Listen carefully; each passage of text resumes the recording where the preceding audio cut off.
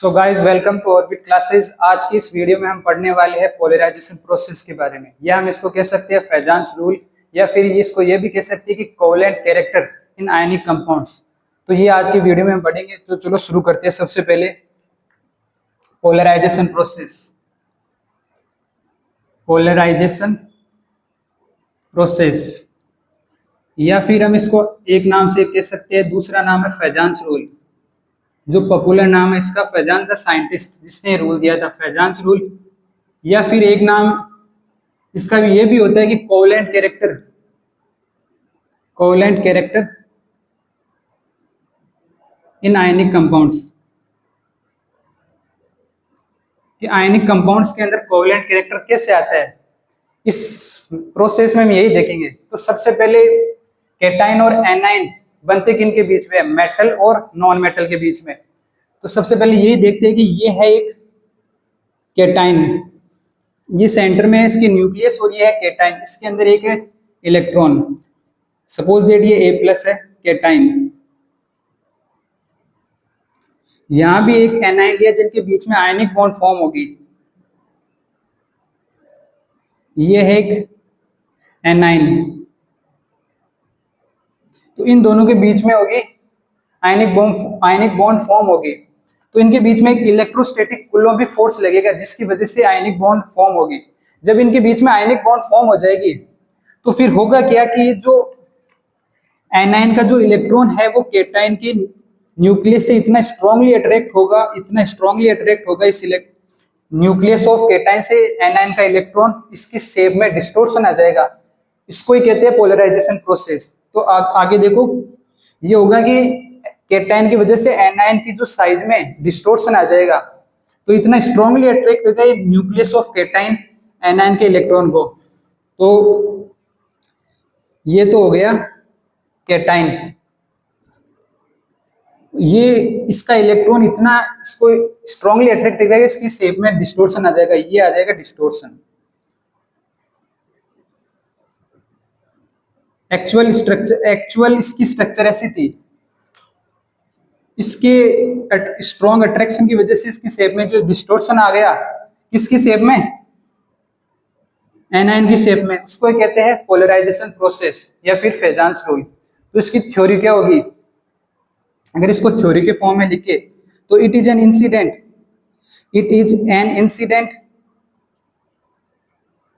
Which is held in ionic compounds.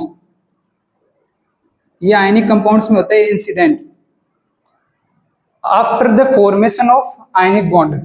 तो जो अगला लिखेंगे, after the formation of ionic bond, after the formation of ionic bond the electron of cation. या आप इससे समझ सकते हो, पूरी जो डेफिनेशन लिख रहा हूं पूरी इसको देखकर ही समझ कर ही लिख रहा हूं। The electron of A9 is so strongly attracted by nucleus of cation, attracted by nucleus of cation and cation, due to which distortion in size occurs. Distortion in size occur, and this process is known as polarization process.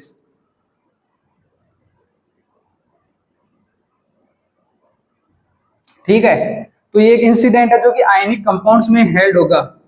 Ionic bond के form होने के बाद electron of anion, ये जो A9 का electron है, इतनी strongly attract होगा कैटाइन के न्यूक्लियस से, जिससे इसकी शेप में डिस्टोर्शन आ जाएगा। इस पूरे प्रोसेस को अपन कहते हैं पोलराइजेशन प्रोसेस।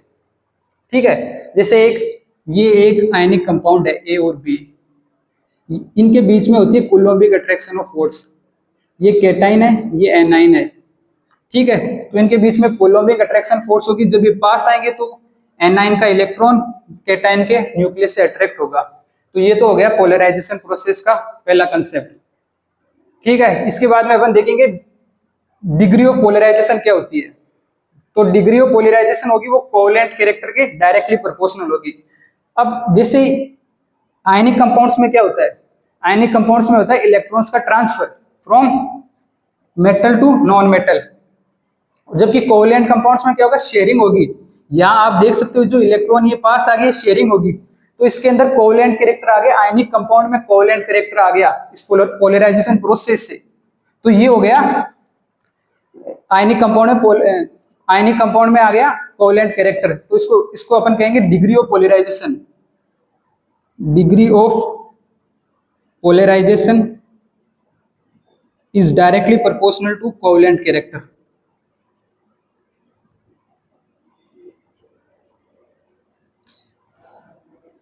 ये हम देखेंगे आगे डिस्कस करेंगे। Degree of polarisation is directly proportional to covalent character.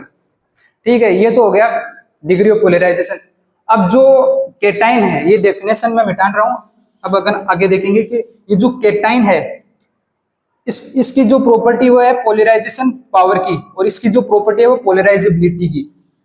ठीक है, तो दो नए टर्म्स यूज होंगे यहाँ, पोलराइजेशन पावर एक तो यूज होगा पोलराइजेशन पावर और एक होगा पोलराइजेबिलिटी।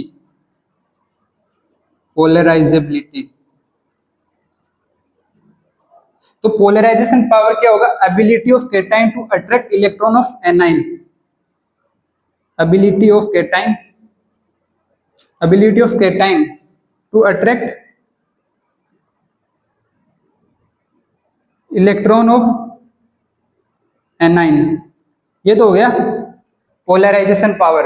और ये जो पोलराइजेशन पावर इसको मैं शॉर्ट में लिख रहा हूं पीपी, ये होती है directly proportional to covalent character. मतलब जितनी ज्यादा पोलराइजेशन पावर होगी उतना ही ज्यादा कोवेलेंट कैरेक्टर होगा। ठीक है, अगली होती है पोलराइजेबिलिटी। ये क्या होती है, ये इसके लिए यूज होती है एनाइन के लिए। इसकी जो डेफिनेशन हो गया क्या हो गया कि tendency of anion to get polarised. ये हो गई एनाइन के लिए यूज पोलराइजेबिलिटी। तो ये क्या हो गई, polarisability is directly proportional to covalent character.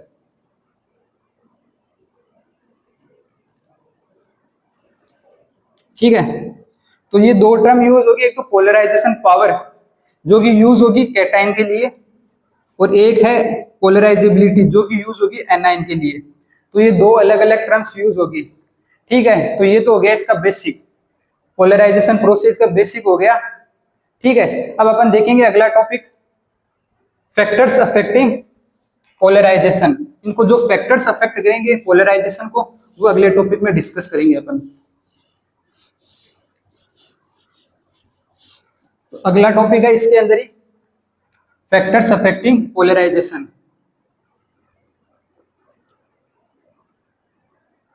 Factors affecting polarisation. और ये जो तीन फैक्टर लिखा हुआ इनसे ही सारे आपके जो क्वेश्चन होंगे ना, चाहे जेई के हो चाहे नीट के हो, वो सारे क्वेश्चन इसी से, ये जो तीन फैक्टर होंगे उन्हीं का ही तीनों का यूज करेंगे। तो जो फैक्टर्स अफेक्ट करते हैं पोलराइजेशन उसको ही कहते हैं Fajans rule. The factors which affect polarisation are known as Fajans rule. तो फेजांस रूल क्या होता है, जो पोलराइजेशन को जो फैक्टर्स अफेक्ट करते हैं वो होता है फेजांस रूल। तो पहला फैक्टर होगा, ये तीन फैक्टर होंगे, इन तीनों को यूज करेंगे क्वेश्चंस करने के लिए। तो पहला फैक्टर होगा electronic configuration of cation. Short में लिख रहा हूं इलेक्ट्रॉनिक कॉन्फ़िगरेशन ऑफ कैटाइन। अपन यहां सबसे पहले फैक्टर देखेंगे इलेक्ट्रॉनिक कॉन्फ़िगरेशन देखेंगे कैटाइन की। तो ठीक है, तो कैटाइन की इलेक्ट्रॉनिक कॉन्फ़िगरेशन को अपन दो पार्ट में डिवाइड करेंगे। एक तो होगा सूडो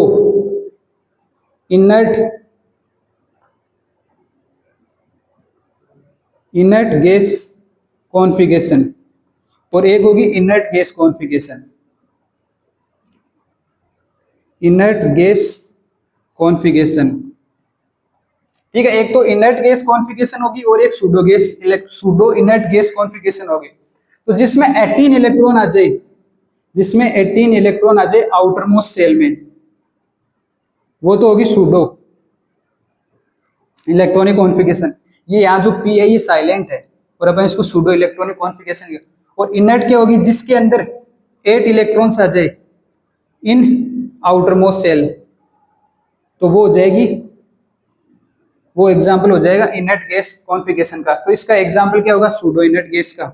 जैसे कॉपर प्लस, इसके अंदर आउटर मोस्ट सेल में आप देखोगे इलेक्ट्रॉनिक कॉन्फ़िगरेशन लिखोगे तो 18 इलेक्ट्रॉन आएंगे। और example Ag plus, Au plus, ठीक है, Zn प्लस 2, Sg प्लस 2। तो ये एग्जाम्पल हो गए सूडो इनर्ट गैस के। और इनर्ट गैस कॉन्फ़िगरेशन के हो गए जिनके आउटर मोस्ट में 8 इलेक्ट्रॉन्स आए। तो आप देखोगे जैसे सोडियम प्लस हो गया, मैग्नीशियम प्लस हो गया, ठीक है, +2 हो गया मैग्नीशियम, एल्यूमिनियम +3 हो गया, कैल्शियम +2 हो गया। इससे बहुत सारे एग्जाम्पल है। तो सबसे पहले जो फैक्टर होगा वो होगा इलेक्ट्रॉनिक कॉन्फ़िगरेशन ऑफ कैटायन। देखेंगे 3 फैक्टर्स होंगे। तो जो सूडो होगी ना उसका कोवेलेंट कैरेक्टर ज्यादा होगा इनर्ट से। कोवेलेंट कैरेक्टर, ये भी क्वेश्चंस में यूज होंगे तीनों फैक्टर। कोवेलेंट जो कैरेक्टर है ना वो होगा सूडो का ज्यादा होगा इनर्ट से। कोवेलेंट कैरेक्टर सूडो का ज्यादा होगा इनर्ट से, ठीक है। दूसरा फैक्टर होगा चार्ज ऑफ कैटायन और तीसरा होगा चार्ज ऑफ एनाइन, ठीक है। तो जो दूसरा फैक्टर होगा चार्ज एंड साइज दोनों दिखेंगे ऑफ कैटायन। अगर दोनों ही सूडो आ गए या दोनों ही इनर्ट आ गए तो हम दूसरी फैक्टर पर मूव करेंगे जब भी क्वेश्चन करेंगे, charge and size of cation. तो इसमें क्या होगा कि जो charge and size of cation, cation के लिए अपन यूज करते हैं polarisation power. Polarisation power, polarisation power is directly proportional to charge of cation and radius of cation. ये है दूसरा फैक्टर, ठीक है। इसमें क्या होता है, ये Z क्या है, यहाँ पे Z है चार्ज ऑफ कैटायन और R क्या है, रेडियस ऑफ कैटायन, ठीक है। और जो तीसरा फैक्टर होगा वो होगा charge and size of A9, charge and size of anion, ये है अपना तीसरा फैक्टर, ठीक है। तो इसमें क्या होगा, एनाइन के लिए यूज क्या करते हैं अपने पहले देखा, पोलराइजेबिलिटी। एनाइन के यूज करते हैं पोलराइजेबिलिटी। तो polarisability is directly proportional to charge of anion and radius of anion. ये हो गए आपके 3 फैक्टर जो कि अपन कोई भी क्वेश्चन आएगा उनके अंदर अपन ये तीनों ही फैक्टर यूज करेंगे। तो पहला क्या देखेंगे, electronic configuration of cation, pseudo है या इनर्ट है, ये चेक करेंगे। अगर इनर्ट हो गई तो उसका कोवेलेंट कैरेक्टर ज्यादा होगा। फिर अगर मान लो दोनों ही इनर्ट हो गई या फिर सूडो हो गई तो अपन नेक्स्ट पॉइंट पर मूव करेंगे, वो है charge and size of cation. तो कैटायन के लिए यूज जो टर्म करते हैं पोलराइजेशन प्रोसेस में वो है पोलराइजेशन पावर। इसमें क्या होगा, चार्ज ऑफ कैटायन के डायरेक्टली प्रोपोर्शनल और radius of A9 R plus के इनवर्सली प्रोपोर्शनल। तीसरा फैक्टर है charge and size of A9. इसमें क्या है, पोलराइजेबिलिटी। एनाइन के लिए यूज करते हैं पोलराइजेबिलिटी, ये डायरेक्टली प्रोपोर्शनल है charge of anion and radius of A9, ठीक है। अब अपन देखेंगे इसका क्वेश्चन, ठीक है। फैजान सुल के जो कोवेलेंट कैरेक्टर के जो क्वेश्चन आएंगे ना वो देखते हैं क्वेश्चन, और ये तीनों ही प्रॉपर्टी यूज करेंगे अपन उसमें, ठीक है। कोवेलेंट कैरेक्टर, कोवेलेंट कैरेक्टर देखना है, ऑर्डर देखना है, ऑर्डर फाइंड आउट करना है। जैसे एग्जांपल आपको दूं मैं, ZnCl2, AgCl, NaCl, CaCl2। तो इनके अंदर कोवेलेंट कैरेक्टर का ऑर्डर देखना है, ऑर्डर फाइंड आउट करना है इन क्वेश्चन के अंदर। तो क्या देखेंगे, सबसे पहले ये तीनों फैक्टर यूज करेंगे। पहला है इलेक्ट्रॉनिक कॉन्फ़िगरेशन ऑफ कैटायन। ये देखो ये सूडो है या इनर्ट है। तो मैंने आयनिक के लास्ट वीडियो में बताया था, यहाँ +2 आएगा, यहाँ आएगा -1। ये जो चार्ज है ये क्रॉस हो जाएंगे। जिंक की जो इलेक्ट्रोवैलेंसी है वो +2 है और इसकी माइनस क्लोरीन की, ठीक है। Ag की प्लस, क्लोरीन की माइनस, Na की प्लस, क्लोरीन की माइनस, यहाँ +2 और ये हो गया माइनस। ठीक है, ये तो हो गया। अब अपन देखेंगे सूडो कौन सा है, तो Zn+2 है सूडो, Ag प्लस, ये दोनों सूडो है, तो इनके जो कोवेलेंट कैरेक्टर है वो इन दोनों से ज्यादा होगा। ठीक है, इन दोनों का कोवेलेंट कैरेक्टर इन दोनों से, Na इन दोनों से ज्यादा होगा। ठीक है, अब अपन देख लिए दोनों सूडो है। अब सेकंड पॉइंट पर मूव करेंगे, charge and size of cation. तो पहले देखेंगे charge, polarisation process directly proportional charge, और पोलराइजेशन प्रोसेस है वो कोवेलेंट कैरेक्टर के डायरेक्टली प्रोपोर्शनल होती है। तो आप देखेंगे चार्ज किसका ज्यादा है, जेड जिंक पर है +2, Ag पर है प्लस, तो चार्ज किसका ज्यादा है, Zn+2, तो इसका कोवेलेंट कैरेक्टर भी ज्यादा हो जाएगा। तो ये हो गया इसका ऑर्डर। ठीक है, अब इन दोनों में देखेंगे, इन दोनों में इसके भी इन दोनों के आउटर मोस्ट इलेक्ट्रॉन 18 आ रहे थे, इनके भी 18, तो ये नेट हो गए, इन दोनों का 8 इलेक्ट्रॉन आ रहे, तो ये हो गए, ये तो दोनों सूडो हो गए, ये दोनों हो गए सॉरी इनट, ये सूडो हो गए और ये हो गए इनट। तो नेक्स्ट देखेंगे, अब दोनों इनट आ गए तो अगला पॉइंट फिर ये यूज करेंगे। ठीक है, polarisation power is directly proportional charge of cation. तो चार्ज किसका ज्यादा है, इसका ज्यादा है ना, +2 है, तो ये आ जाएगा CaCl2 और अगला आ जाएगा NaCl। तो ये तो हो गया इसका क्वेश्चन का जो ऑर्डर है ना कोवेलेंट कैरेक्टर।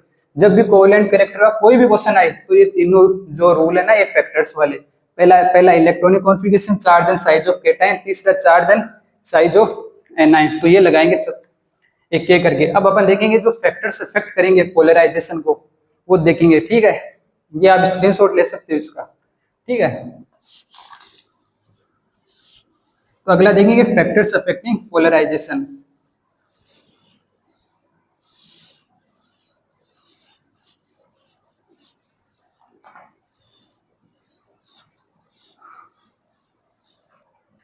अगला टॉपिक है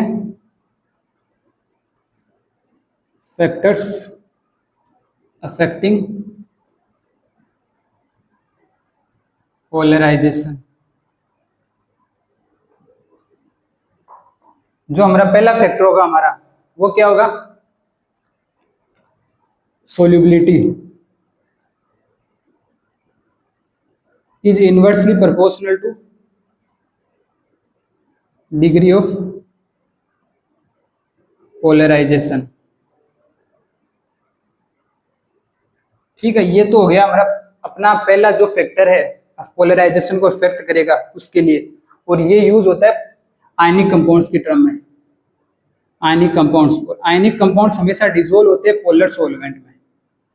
आयनिक कंपाउंड्स हमेशा डिसोल्व होते हैं पोलर सॉल्वेंट में, और अगर ये सोल्यूबिलिटी डायरेक्टली प्रोपोर्शनल हो जाए, solubility is directly proportional to degree of polarisation, तब क्या होगा,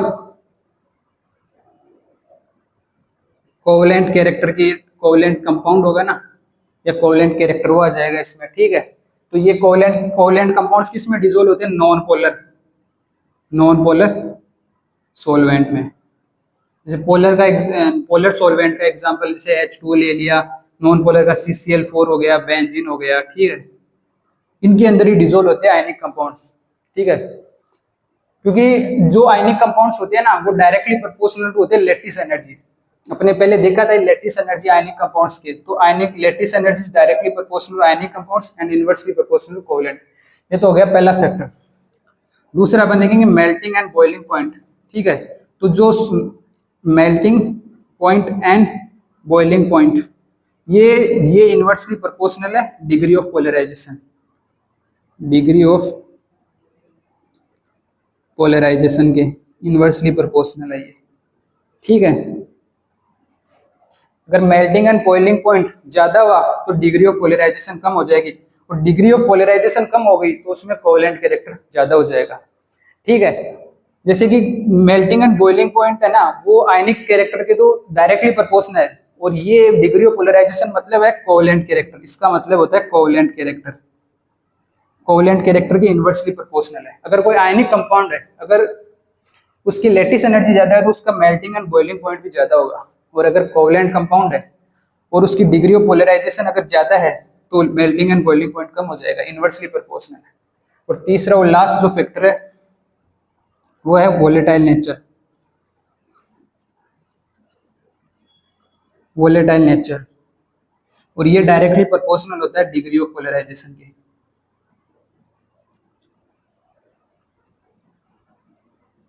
मतलब जितनी ज्यादा डिग्री ऑफ पोलराइजेशन होगी उतना ज्यादा वोलेटाइल नेचर, वोलेटाइल मतलब वेपर निकालने की जो टेंडेंसी होगी ना वो। तो ये तो हो गए जो तीनों फैक्टर्स हो गए ना पोलराइजेशन के। पहला तो हो गया solubility, inversely proportional to degree of polarisation, inversely proportional to किसके केस में आयनिक कंपाउंड्स और पोलर सॉल्वेंट यूज होगा। इसके अंदर ही सेकंड देखेंगे point, solubility is directly degree of polarisation, covalent compounds में नॉन पोलर सॉल्वेंट यूज होगा। थर्ड पॉइंट है melting and boiling point is inversely proportional to polarisation, और degree of polarisation covalent compound के डायरेक्टली प्रोपोर्शनल, अभी हमने पहले discuss किया था थोड़ी देर पहले। ठीक है, volatile nature is directly proportional to degree of polarisation. ठीक है, अब अपन एक लास्ट टॉपिक देखेंगे आयनिक पोटेंशियल। ठीक है, फिर ये आपका फेजांस रूल या आप कह दो पोलराइजेशन प्रोसेस कंप्लीट हो जाएगा। ठीक है, तो अगला पॉइंट है आयनिक पोटेंशियल।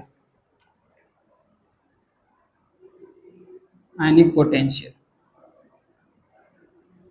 आयनिक पोटेंशियल को अपन डिफाइन करते हैं फाई से, फाई। ठीक है, तो आयनिक पोटेंशियल को लिखेंगे कैसे, ionic potential is directly proportional to charge of cation and inversely proportional to size of anion. ये लिखने का तरीका हो गया आयनिक पोटेंशियल का। ठीक है, जितना ज्यादा चार्ज केटाइन का होगा उतनी ज्यादा फाई की वैल्यू, फाई मतलब आयनिक पोटेंशियल की वैल्यू। और जो ये आयनिक पोटेंशियल होता है ना, ये डायरेक्टली प्रोपोर्शनल होता है कोवैलेंट, कोवैलेंट कैरेक्टर के। जितना ज्यादा आयनिक पोटेंशियल की वैल्यू होगी उतना ही ज्यादा कोवैलेंट कैरेक्टर होगा। और ये फाई की जो वैल्यू है इनवर्सली प्रोपोर्शनल होती है आयनिक कैरेक्टर की। इससे एक बात तो कंफर्म हो रही है कि आयनिक कैरेक्टर और जो कोवैलेंट कैरेक्टर है ये एक दूसरे के अपोजिट बिहेव कर रहे हैं। अगर जैसे ये आयनिक पोटेंशियल की वैल्यू, फाई की वैल्यू कोवैलेंट कैरेक्टर के केस में इंक्रीज हो रही है, तो आयनिक कैरेक्टर के केस में ये डिक्रीज हो जाएगी। ठीक है, जैसे अगर फाई की वैल्यू इंक्रीज होगी तो कोवैलेंट कैरेक्टर भी इंक्रीज हो जाएगा। अगर आयनिक कैरेक्टर की वैल्यू इंक्रीज तो आयनिक पोटेंशियल डिक्रीज हो जाएगा। तो जो आयनिक पोटेंशियल का जो कंसेप्ट है ना, वो अपन देखते हैं थर्मल स्टेबिलिटी निकालने के लिए। किसी भी कंपाउंड की जो थर्मल स्टेबिलिटी देखते हैं ना, वो इसी प्रोसेस से देखते हैं, थर्मल स्टेबिलिटी। थर्मल स्टेबिलिटी, ठीक है, तो इसमें होता क्या है कि थर्मल स्टेबिलिटी इनवर्सली प्रोपोर्शनल होती है आयनिक पोटेंशियल के। Thermal stability is inversely proportional to ionic potential, सीधा फाई से रिप्रेजेंट कर दिया। मतलब जितनी ज्यादा थर्मल स्टेबिलिटी होगी उतना ही कम आयनिक पोटेंशियल की वैल्यू होगी, या फिर आप कह दो कोवैलेंट कैरेक्टर की जो वैल्यू होगी ना वो उतनी ही कम होगी। ठीक है, तो ये अपन ने पूरा टॉपिक कवर कर लिया फेजांस रूल का, या फिर आप पोलराइजेशन प्रोसेस कह दो। जो तीन फैक्टर्स बताए थे ना मैंने, electronic configuration of cation, charge of cation, size of A9 वाला, वो तीनों फैक्टर यूज होंगे जितने भी क्वेश्चन होंगे ना पोलराइजेशन प्रोसेस के आए या covalent character in ionic compounds के। ठीक है, तो ये वीडियो यहीं खत्म होता है। अगले वीडियो में देखेंगे नेक्स्ट टॉपिक कोवैलेंट कंपाउंड्स का। ठीक है, तो तब तक के लिए बाय, थैंक यू।